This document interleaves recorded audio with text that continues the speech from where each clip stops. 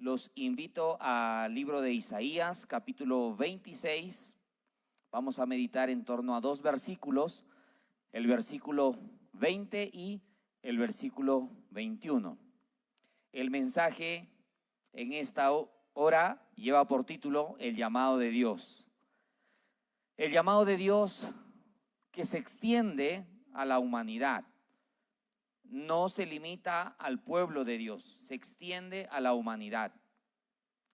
Hace unos días compartía este mensaje en las redes sociales y una persona agnóstica se quejaba al respecto diciendo que eran textos para manipular a la gente, para alarmar a la gente, pero la Biblia no es un texto puramente religioso, no es un texto escrito por hombres o inspirado por hombres más bien.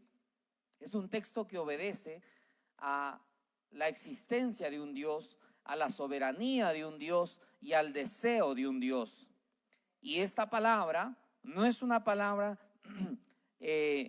manipulada, no es una palabra tampoco que haya sido forzada, es una palabra que se encuentra en la Biblia y que ha sido dada por Dios para que en este tiempo nosotros como iglesia la meditemos, la tomemos en cuenta y la podamos compartir a la humanidad, porque en verdad lo que más necesita la humanidad ha sido, es y será siempre Dios. Así que en el nombre de nuestro Señor Jesucristo, para la gloria del Padre, del Hijo y del Espíritu Santo, leo esta palabra que dice: anda, pueblo mío, entra en tus aposentos, cierra tras ti tus puertas, escóndete un poquito por un momento, en tanto que pasa la indignación, porque he aquí que el Señor Dios sale de su lugar, es decir, del tercer cielo, para castigar al morador de la tierra por su maldad contra él, y la tierra descubrirá la sangre derramada sobre ella y no encubrirá ya más a sus muertos. Padre Dios del cielo y de la tierra, en esta hora oramos para que la gloria y la unción de tu Espíritu Santo, Señor, nos permita entender tu palabra, nos permita recibir tu consejo, nos permita recibir aquella, Señor, porción de ti que nuestro ser necesita, que nuestra ciudad necesita, que nuestro país necesita, que nuestro continente necesita, que esta humanidad necesita. Padre, en el nombre de Jesús, háblanos, Señor, conforme a tu voluntad, para la gloria del Padre, del Hijo y del Espíritu Santo. Amén y amén.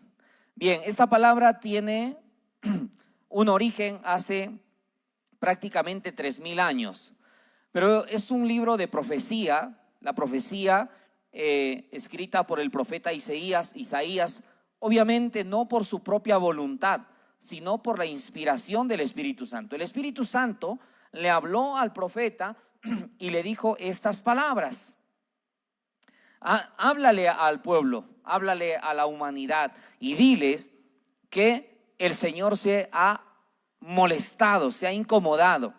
El término que generalmente se utiliza es airado. Dios se ha airado.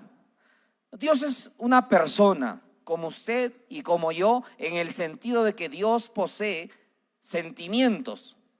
No en el sentido de que tenga nuestra capacidad, no en el sentido de que tenga nuestra limitación, no en el sentido de que tenga nuestra imperfección. Dios es una persona que tiene sentimientos como nosotros. Dios se siente triste, se siente ofendido, se siente frustrado, se siente enojado, tiene esos sentimientos. Nosotros somos la imagen y la semejanza de Dios. Y cuando emplea este término semejanza, tiene que ver fundamentalmente con nuestro carácter. Nuestro carácter. Por eso no es de impresionarnos o de sorprendernos cuando vemos a Dios airado, triste o frustrado, en fin, porque los sentimientos que nosotros tenemos son en esencia el reflejo de lo que Dios es, porque nosotros somos su semejanza. Bien, esta palabra el Señor la lanza y le dice al profeta: háblale a mi pueblo y diles que se reúnan y que se guarden durante un momento, que se encierren en sus aposentos, que vayan a la intimidad, al secreto, al privado. Esto me recuerda al tiempo en el que Dios saca a su pueblo, a los hebreos, cuando por casi 400 años, un poquito más, habían sido esclavos en Egipto. Y Dios viene y cuando los saca, previamente se da una catástrofe terrible. Cuenta la historia que muchos murieron, principalmente los primogénitos, es decir, los primeros nacidos de todos los hombres y de todos los animales. El primer nacido, el primogénito de cada familia y el primogénito de cada animal, cuenta la historia que murió porque no hubo la protección que Dios había encargado. Dios cuenta la historia que le habló a Moisés y le dijo: el rey de Egipto, o también conocido como Faraón, no quiere soltar a mi pueblo. Lo esclaviza, lo humilla, lo maltrata, lo sobaja, le ha quitado su dignidad, no le permite sus principales libertades, no le otorga derechos, aun cuando en el momento más difícil que la humanidad experimentó, que Egipto experimentó, Dios a través de uno de sus hijos, José, le salvó la vida a gran parte de la humanidad, específicamente o especialmente a los egipcios. Y sin embargo ahora, 400 años después, están pagando con ingratitud. Entonces Dios manda un castigo, la muerte a todos los primogénitos, pero le da una tarea al pueblo de Dios. Y la tarea era que tenían que sacrificar un cordero, y con la sangre del cordero tenían que pintar los dinteles de sus puertas. Y entonces cuando el ángel de la muerte, enviado por Dios, mirase esos dinteles, esa sangre, entonces no ingresaría a matar al primogénito, sino que iría a otra casa, a otra familia. Bien, Dios no necesitaba una marca en cada puerta, porque Dios es soberano y Él todo lo sabe. Él no necesitaba que haya una marca en cada casa de sus hijos, de su pueblo, de los judíos esclavizados. Él no necesitaba esa marca, porque Él sabía perfectamente cuál familia era esclavista y cuál familia era esclava. Sin embargo, Dios le da esa tarea para que en algo se ocupara el pueblo de Dios. Dios nos puede dar absolutamente todo, todas las bendiciones, toda la salud, pero Él nos da tareas. Él espera que nosotros seamos honrados para que Él sea generoso con nosotros. Él espera que nosotros seamos humildes para que Él nos pueda exaltar. Él espera que nosotros seamos agradecidos para que Él nos pueda dar su favor y esas gratas sorpresas. Entonces vemos que Dios nos da muchas tareas, nos da muchas responsabilidades para que después podamos cobrar nuestros beneficios, para que después podamos reclamar nuestros derechos. Dios entonces le da esa tarea a su pueblo, que pintaran con la sangre de un cordero sus puertas, y entonces sucede lo que la historia nos cuenta. Finalmente el ángel de la muerte pasa, y en cada casa donde no había sido marcada, donde no había sido pintado con la sangre del cordero, el ángel de la muerte llegó y se llevó al primogénito de cada una de las familias y de los animales. Bien, algo así yo puedo ver en este momento con esta profecía, que Dios le llama a su pueblo, lo llama y le dice: enciérrense por un momento. Es importante notar esta palabra, por un momento. Dice, por un poquito, escóndete un poquito, hablando de no una cantidad excesiva de tiempo, sino de un momento limitado. Nosotros, por ejemplo, cuando teníamos la libertad de ir a la iglesia, el culto en las iglesias generalmente es una a nivel mundial una vez por semana y son 2 horas en promedio.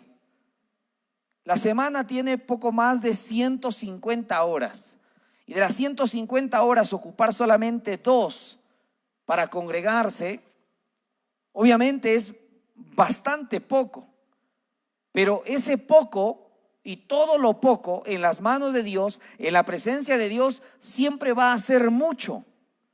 En cambio, mucho en un bar, en cambio, mucho en un lugar de perdición, va a representar nada. Pero lo poco en Dios, lo poco en las manos de Dios, lo poco en la presencia de Dios, representa mucho. Es un poco de tiempo que Dios llama. Y en verdad esta es una palabra que habla de la ira de Dios, de la indignación de Dios. Y claramente podemos ver a la humanidad sumida en toda clase de pecados. La maldad en muchos países, la corrupción, la falta de respeto por la familia, por el matrimonio, la falta de criterio por el sexo, la distorsión denominada género. Todas estas cosas han ido yendo en contra de la voluntad de Dios. La corrupción en las iglesias, la corrupción en los gobiernos de este mundo, porque es una palabra que va dirigida a todo el planeta. En el versículo 21 dice: porque he aquí el Señor Dios sale de su lugar para castigar al morador de la tierra por su maldad contra él. Miren cómo está el mundo de contaminado, el cielo gris, la capa de ozono destruida, la esclavitud que aún hasta el día de hoy en muchos países del África y del Oriente Medio se mantiene, el abuso en contra de las mujeres, la opresión, la maldad, la falta de sensibilidad de parte de muchos empresarios que arrasan con todo a su paso sin importarles nada. Que gobiernos que promulgan leyes que van directamente en contra de la voluntad de Dios. Son cosas que ha ido generando incomodidad, tristeza en el corazón de Dios. Porque Dios no nos ha dado la vida para desperdiciarla. Dios no nos ha dado la familia para formar hijos tristes o hijos que sean de maldad para este mundo. Pero hoy podemos ver a violadores de 15 años, a sicarios de 15 años. Hoy podemos ver a terribles delincuentes de 15 años. ¿Por qué? Porque los padres están siendo irresponsables. Porque los padres no han tenido la capacidad de decirle no en un momento adecuado a sus hijos. Y que han sido muchas veces demasiado permisivos y los han empujado con su permisibilidad, con su consentimiento, los han empujado a tener una vida de tristeza, porque el pecado trae todo eso. La Biblia, cuando habla de pecado, dice que el pecado produce muerte, y espiritualmente creemos que todo lo que produce es muerte del espíritu nada más, y nos convertimos en religiosos equivocados. Porque si usted se da cuenta, cuando un joven comete, por decir, el pecado del vicio y se convierte en un drogadicto, como drogadicto, él pierde su capacidad de ser un profesional. Como drogadicto, él pierde la capacidad de tener una familia bonita, un matrimonio de bendición. Como drogadicto o como alcohólico, ese joven pierde la posibilidad de ser una persona feliz. Y claro, él cae en el pecado del vicio. Espiritualmente ha muerto, pero ha muerto también a todas las otras cosas que le acabo de mencionar. Una mujer que le es infiel a su marido muere espiritualmente, pero también muere el respeto de sus hijos hacia esa mujer. También muere el respeto de la sociedad, la credibilidad. Pero también muere su matrimonio, su familia. Un hombre que roba, no importa cuál sea su trabajo, en donde labore, pero va y coge las cosas sin el permiso de sus jefes y está constantemente robando. Llega un momento en el que lo descubren. Ese hombre que roba está cometiendo un pecado. Y como pecado, él es sentenciado a muerte. El pecado trae como consecuencia la muerte. Pero no solamente ha muerto espiritualmente, sino que ha muerto laboralmente. ¿Por qué? Porque lo expulsan de ese trabajo. Y no puede conseguir un trabajo igual ni mejor porque ya hay un documento que está circulando que habla acerca de esa persona, que no debe ser contratado. ¿Por qué? Porque ha sido encontrado robando. Entonces no importa el pecado que uno practique, el pecado trae no solamente muerte espiritual, trae también muerte muchas veces familiar, muerte económica, muerte de diferentes tipos. Mata el futuro de muchas personas el pecado. Y durante muchos años la humanidad se ha ido corrompiendo. Yo creo que a partir de los 60 la humanidad se ha corrompido demasiado. A partir de los 60 con la ola hippie y el sexo desenfrenado, la falta de respeto por el matrimonio, la falta de unidad familiar, la falta de valorar al ser humano y valorar más las marcas, las etiquetas y las posturas, ha ido ocasionando que el mundo cada vez esté peor. Y Dios ha sacado entonces este virus, y lo digo con mucha responsabilidad, porque no podemos creer que Dios no tiene el control del universo. No podemos decir que Dios ha sido sorprendido con este virus, porque entonces diríamos que Dios no tiene el poder, diríamos que Dios no es todopoderoso, que Dios no todo lo sabe. Claro que Dios tiene el poder y claro que Dios todo lo puede. Este virus no es una cuestión humana, este virus no es una cuestión tampoco espiritual, este virus no es una conspiración, este virus es real y es un elemento que Dios está utilizando para llamar a una reconciliación a la humanidad. Está llamando a la humanidad a tener una nueva actitud. El profeta Leonardo de la hermana República de Chile hace 7 días me envió un mensaje con este texto. Y cuando él me envía este mensaje, él, sorprendido por lo que estaba pasando con esta pandemia, consulta con el Señor y le dice: ¿qué es lo que está pasando? ¿Por qué este virus está haciendo cosas terribles desde la China y luego en Europa? Entonces Dios le responde con esta palabra, Isaías 26, versículos 20 y 21. Y luego yo comparto estos textos y la pastora Grace Ruperti de la hermana República de Ecuador me escribe y me dice: pastor, esos son los textos que Dios me entregó cuando estuvimos en su presencia. Yo le pregunté a Dios: ¿qué es lo que está pasando? ¿Por qué es este virus? ¿Qué es lo que está sucediendo? ¿Es un ataque del enemigo? ¿Es una conspiración humana? ¿Qué cosa es? Y entonces Dios le respondió con estos textos. Son 2 personas, una mujer de Dios y un hombre de Dios, que nunca en la vida se han visto, que viven en 2 naciones diferentes y que sin embargo reciben la misma palabra. Y al día siguiente, una sierva de Dios de acá del Perú me llama por celular y me dice que Dios le había entregado estos 2 textos también. Y esas 3 personas jamás se vieron cara a cara. Y sin embargo reciben el mismo texto. La Biblia tiene 66 libros y tiene miles de capítulos y millones de versículos. Pero fueron estos 2 versículos, de millones de versículos, fueron 2 los que el Señor se los entregó primero a un profeta de Chile, luego a una pastora de Ecuador y finalmente a una sierva acá en el Perú. Así que no podemos creer que esto es casualidad.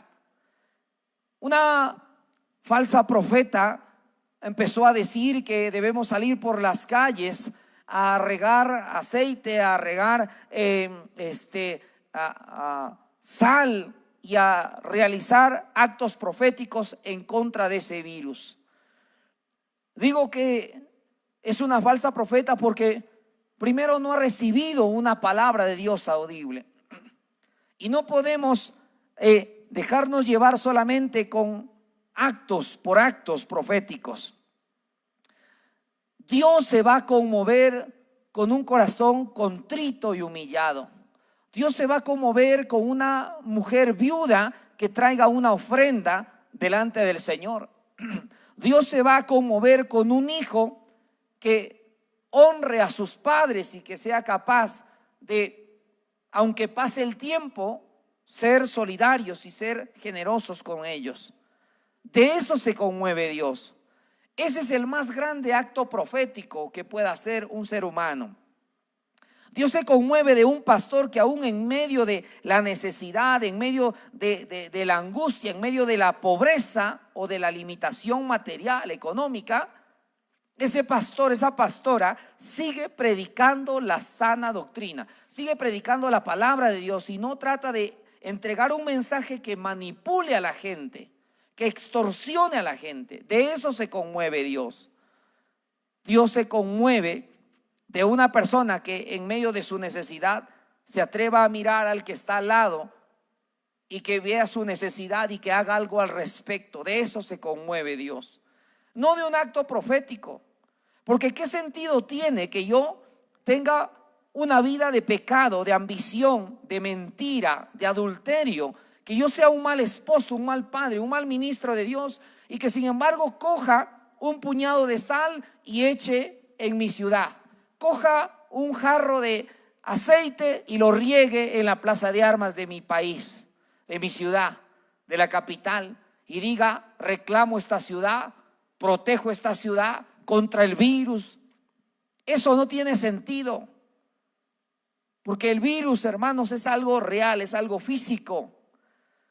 Y nunca voy a recibir el respaldo de Dios si mi vida está contraria a la palabra de Dios. No podemos empezar a engañarle a la gente haciéndoles creer que con hechicería, con brujería, con ritos y rituales el mundo va a cambiar, la sociedad va a cambiar, porque no es cierto. El mundo no va a cambiar con lo que la gente diga.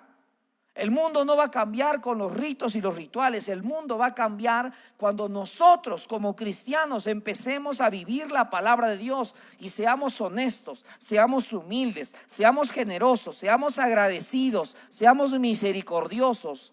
Porque en final de cuentas, y valga el tiempo, el momento, eso es la santidad. La santidad no es cómo te peinas. La santidad no es cómo te vistes. La santidad no es qué canciones cantas o en qué ritmo adoras a Dios. Eso no es la santidad. Eso es una discusión sin sentido y una prédica totalmente falsa.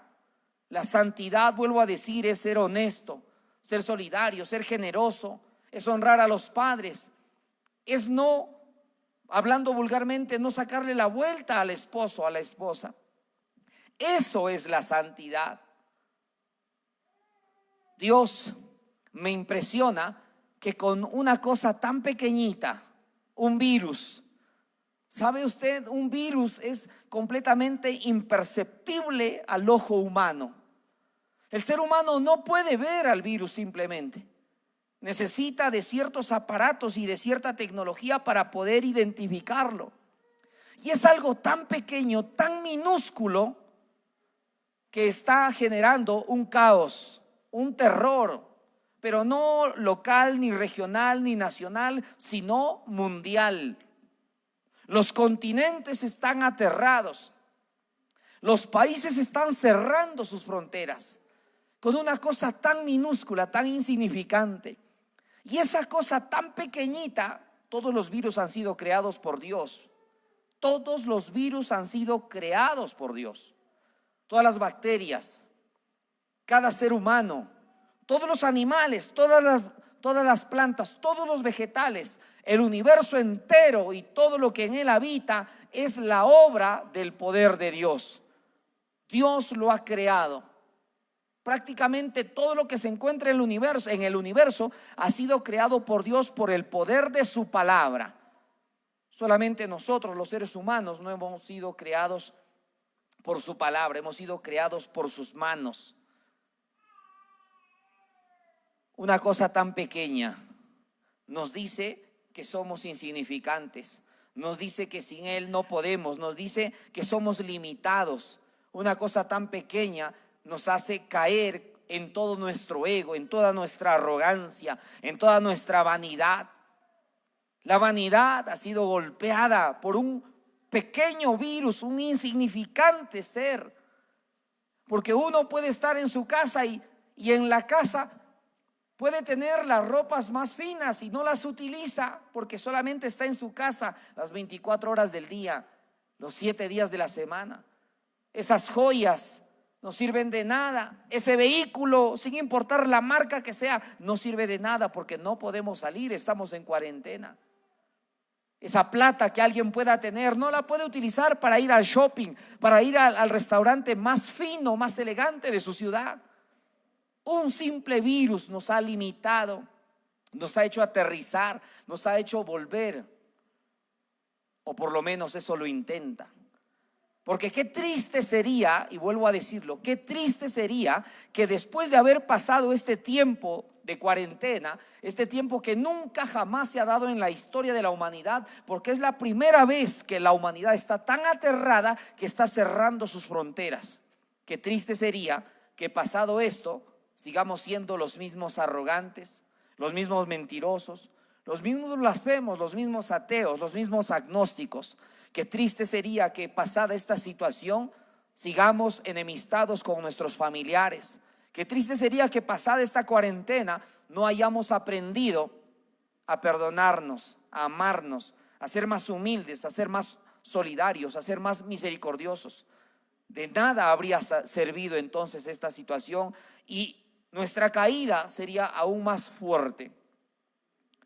El castigo sería aún más extremo. Porque en final de cuentas este virus, según las estadísticas, solamente de las 100 personas afectadas o del 100% de las personas afectadas, solamente el 2% están muriendo.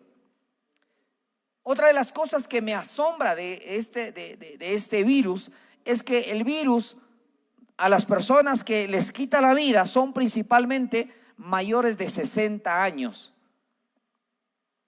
Y esto no es casualidad porque son precisamente los adultos los que nos han heredado una sociedad tal cual hoy la conocemos, con toda su corrupción, con esas leyes antibíblicas, con ese libertinaje, con esa ideología que lastima la creación de Dios. Son los ancianos, son los adultos, desde Simone de Beauvoir hasta la feminazi actual. Cada uno de los adultos en su mayoría han permitido cosas malas, han hecho cosas malas, han promovido cosas malas. Y es impresionante, es muy interesante ver que este virus no ataca, por ejemplo, a los niños, mucho menos a los bebés, no ataca a los adolescentes. Esto me recuerda al tiempo de Moisés también, porque dice la escritura que cuando salieron ya en libertad y estaban rumbo a la tierra prometida, hacia el lugar de su bendición, dice que en cuanto a la distancia, caminando en promedio eran 50 días. Es decir que cruzando el Mar Rojo para llegar a la tierra prometida, a la Canaán prometida, se hubiesen demorado en promedio 50 días caminando. Pero ¿sabe cuántos años se demoraron para llegar a esa tierra prometida? La Biblia dice que fueron 40 años. 40 años, lo que hubiese durado 50 días fue 40 años. ¿Sabe por qué? Porque esas personas, las personas adultas principalmente, no estaban agradeciendo a Dios, no querían adorar a Dios, querían volver a Egipto, querían adorar a dioses falsos, a imágenes, querían seguir envueltos entre la maldad y el pecado, entre la injusticia y la corrupción. No estaban contentos con Dios. no estaban contentos con Moisés, su libertador. Entonces Dios vio que esas personas no servían para fundar una nueva sociedad, una sociedad de justicia, de amor, de misericordia, de solidaridad, de respeto por los niños, por las mujeres, por los ancianos. Entonces dijo, estas personas no me sirven. No sirven para formar una nueva sociedad que ame mi nombre, que ame mi palabra y que la viva y la predique, que la respete. Así que Dios esperó a que toda esa generación se muriera, es decir, a que todos los mayores de 40 años murieran. De manera que los que ingresaron a la tierra prometida eran todos nueva generación. Incluso ni siquiera Moisés pudo entrar a la tierra prometida. Y yo veo que de alguna forma hoy, prácticamente 3000 años después, un poco más de 3000 años después, Dios nos está diciendo exactamente lo mismo. Nos está diciendo, quiero que ustedes cambien, quiero que ustedes puedan ser dignos representantes míos. El Señor nos está llamando a ser personas humildes, a ser personas agradecidas, a ser personas generosas. Dios nos está llamando a tener una nueva vida, una nueva mentalidad, una nueva actitud, un nuevo trato hacia nuestros semejantes. Y ese llamado de parte de Dios lamentablemente lo está haciendo ahora con este coronavirus.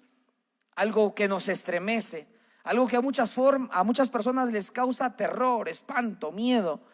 Pero sabes una cosa, no podemos cuestionar el método de Dios. No podemos decirle a Dios qué haga o qué no haga, porque Él es Dios.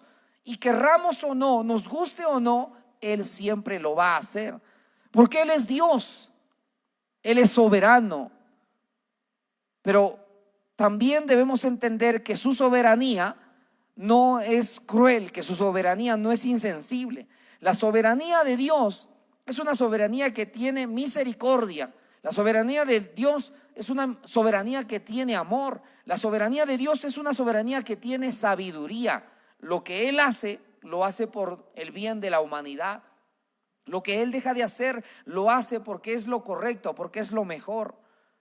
Nada de lo que Dios ha hecho y nada de lo que Dios nos ha mandado a hacer tiene que ver con dañarnos, tiene que ver con dañar a nuestros semejantes o tiene que ver con dañar lo que Dios nos ha dado.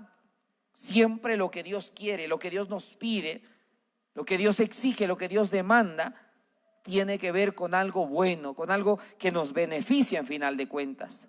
Esta palabra es una palabra que Dios extiende a la humanidad. ¿Qué haremos entonces? Preguntamos. ¿Qué haremos si ya está este virus? ¿Qué haremos si ya las fronteras se están cerrando? ¿Qué haremos si ya Dios se ha levantado de su trono allá en el tercer cielo y está recorriendo esta tierra con su ira? ¿Qué haremos? Pues es muy simple, es muy simple. Solamente tenemos que rendirnos a Él. Solamente tenemos que entregarle nuestro corazón y decirle: Señor, no he sido el mejor. Señor, he hecho muchas cosas malas. ¿Cuántos esposos le han faltado el respeto a sus esposas?